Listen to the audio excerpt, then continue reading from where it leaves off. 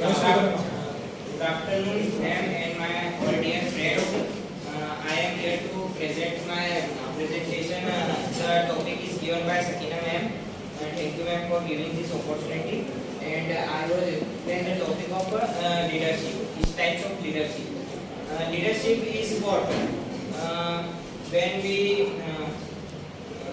imagine any success story of any organization, can we imagine guys the Wipro without Azim Premji and the Tata was without Ratan Tata and who can inspire the worker to do their best. The जो भी leader रहता है वो अपने followers या फिर किसी भी ऑर्गेनाइजेशन में कार्य करने वाले वर्कर जो रहते हैं उन्हें प्रेरित करता है कि वो अपना कैसे बेस्ट दे सकते हैं. A leader must be a good decision maker and willing to take risk. A good leader should have self confidence. First of all, leader को जो है self confidence होना चाहिए. ऐसा नहीं है कि वो सिर्फ बातों से मोटिवेट करे. अपना leader must have good communication skills. मतलब कि एक लीडर क्या रखता है, एक लीडर अपने फॉलोअर्स एम्प्लॉइज या जो पर्सनल कैंडिडेट है उनको प्रेरित करता है अच्छे कार्य करने के लिए. Then next, leader is giving solution, and leaders can be motivated the employees and the followers there. And the leader, there, as you know, the leader was can good communicate anyone who is follower. Leader is a vision. अरे वो वापस laptop पे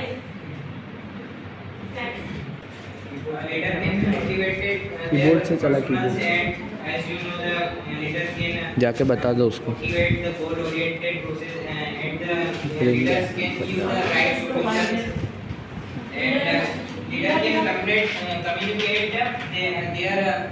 Next is the type of leader is styles of leaders. There are basically three types of leadership: autocratic, democratic, and laissez-faire leadership.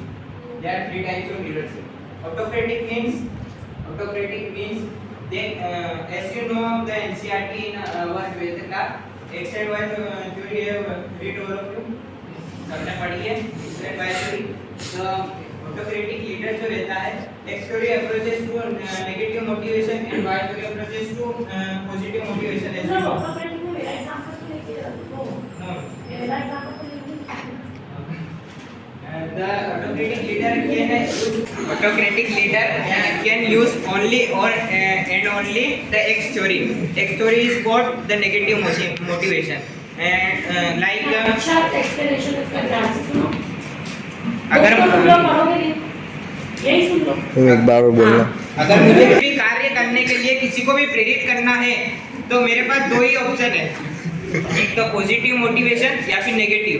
मतलब अगर मैं आपको बोलता हूँ कि आपको अच्छे परसेंट लाने, लाइक मैं आपका टीचर हूँ, अगर आपको अच्छे परसेंट लाने तो मैं आपको दो तरीके से मोटिवेटेड कर सकता हूँ. अगर मैं आपको बोलूँगा कि ये परसेंट आपको आगे काम आएंगे या आप किसी भी कंपनी में तो ये परसेंट आपकी बहुत हेल्प करेंगे. अगर आप फिर भी नहीं समझते तो मुझे आपके फ्यूचर की चिंता है, इसलिए मैं आपको नेगेटिव तरीके से मोटिवेटेड करूँगा और डर दिखाकर या फिर ऐसा कोई आपके पेरेंट्स से बात करके या फिर ऐसा आपको नेगेटिव तरीके से मोटिवेट करूँगा ताकि आप अच्छे परसेंट के लिए मोटिवेटेड रहे. और the democratic is like our teachers are democratic. They use both of theories, X theories and Y theories. कभी कभी हमारे टीचर्स हमें एक्स थ्योरी भी देते हैं एंड वाई थ्योरी भी देते हैं, सभी जाते हैं. And the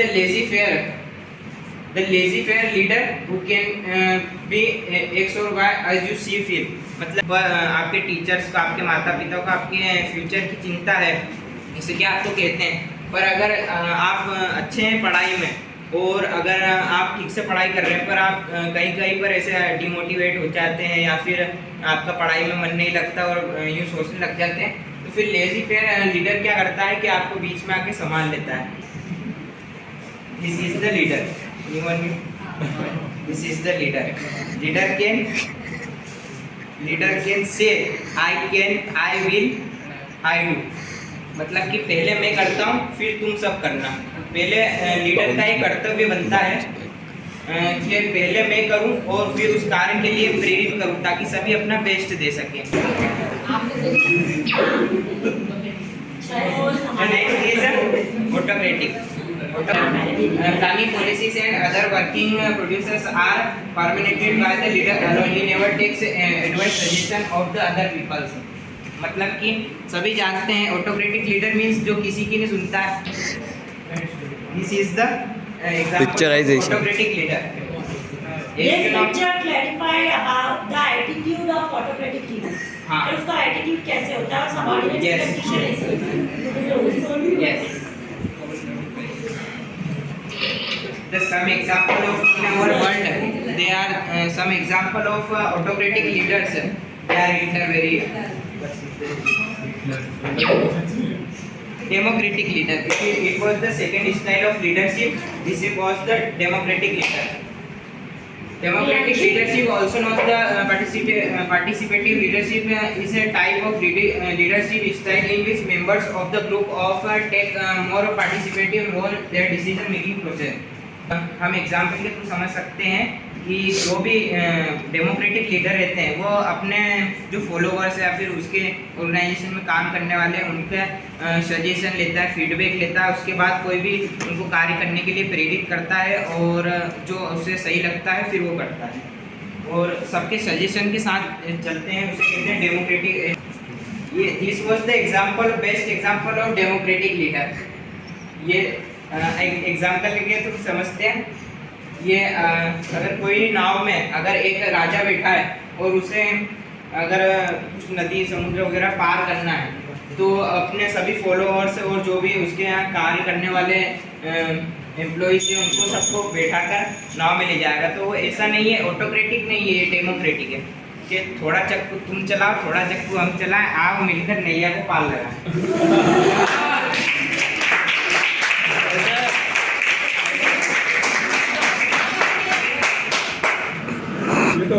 He was the best example of a democratic leader. This was Shivaji, and there was subordinates and इनके साथ कार्य करने वाले जो भी इनके साथीगण हैं उनसे पहले सजेशन लेते थे, फीडबैक लेते थे कि कहाँ से जाना ठीक रहेगा, क्या करना ठीक रहेगा और उसके बाद ये अपना खुद का निर्णय लेते थे जिससे कि ये विजय होते थे। This was the last stage of leadership. That was the laissez-faire and free-rein leadership. They have complete freedom to make decisions concerning the completion of work or ask a question of the leader. The style should not be used when managers are unable to think employees of their good work. मतलब कि अभी बताया ही मैंने, ये अपने subordinates और अपने नीचे कार्य करने वाले एम्प्लॉयज रखते हैं, उन्हें पूरी छूट दे देता है कि तुम स्वयं अपना कार्य करो और अपने अंदर जो भी स्किल्स है उसको लगाकर कंपनी को या फिर जो भी वो ऑर्गेनाइजेशन गोल है उनका उसको ऊपर लेकर जा। क्या करना है? जे करो। कमॉन गाइस, क्या बोला मैंने? जे करो। कहाँ पे लेकर जाना है? जे करो। जे करो मैं इसमें समझाता हूँ। दिस वाज द जे करो। एक एग्जांपल के थ्रू समझ रहे हैं। ये कंपनी है, इसका डाटा है 2001 से लेके तो अब ये 2022। इसका मतलब क्या समझ रहे हो आप? ये क्या है? जे करवाया है। मतलब क्या है कि कंपनी की ग्रोथ हुई है। तो इसमें क्या है कि